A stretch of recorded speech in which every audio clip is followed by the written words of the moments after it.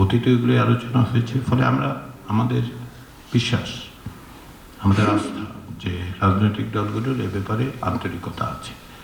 এবং সবচেয়ে বড় যেটা, আমরা এই প্রক্রিয়ার মধ্যে দিয়ে যখন গিয়েছি তখন যেটা আমরা দেখতে পেয়েছি সেটা হচ্ছে যে অনেক বিষয়ে রাজনৈতিক দলগুলোর একটা বড় রকমের ঐক্যমত্য আছে, যেগুলো আমি উদাহরণ হিসেবে যেমন আমি বলি, আমরা যে সুপারিশ করেছি তার মধ্যে বাইক্যামেরাল পার্লামেন্টের কথা আমরা বলেছি দ্বিকক্ষ। এ ব্যাপারে রাজনৈতিক দলগুলোর একটা বড় অংশের ঐক্যমত্য আছে। আমরা প্রধানমন্ত্রী ক্ষমতা হ্রাসের কথা বলেছি। প্রধানমন্ত্রীর মাত্র দুই দফার বেশি যেন তিনি নির্বাচিত না হন সেটা আমরা বলেছি। তো সেই বিবেচনায় সেগুলোরও এক ধরনের ঐক্যমত্য আছে রাজনৈতিক দলগুলোর। এটাই হচ্ছে।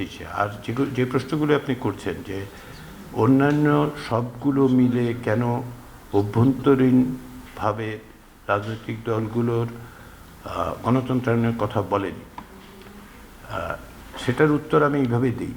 সেটা হচ্ছে, দেখুন, আমাদের দিক থেকে আমাদের বিবেচনায় সংবিধান সংস্কার কমিশনে বাংলাদেশের সংবিধানের মধ্যে এই বিষয়টা বিদ্যমান সংবিধানেও নেই এবং আমরা সেদিকে নজর দেওয়ার কথা বিবেচনা করিনি। এটা অন্যভাবে রাজনৈতিক সংস্কৃতি পরিবর্তনের ক্ষেত্রে যেটা দরকার সেটার অভ্যন্তরীণভাবে দলগুলোর থেকে আসতে হবে, এটা বাইরে থেকে চাপিয়ে দেওয়ার বিষয় নয়। সেভাবে আমরা বিবেচনা করেছি। এর বাইরের অংশগুলো আমি উত্তর দিচ্ছি না, কারণ হচ্ছে কিছু কিছু প্রশ্ন আপনি করেছেন যেগুলো আমার লেখা সংশ্লিষ্ট, কিংবা ধরেন আমার কাছে, বা 6 কমিশনের সম্মিলিত। এটা আমরা যখন 6 কমিশনের পক্ষ থেকে যখন আপনাদের সাথে কথা হ্যাঁ, এখন পর্যন্ত এই কমিশনের কার্যক্রম কিন্তু শুরু হয়নি।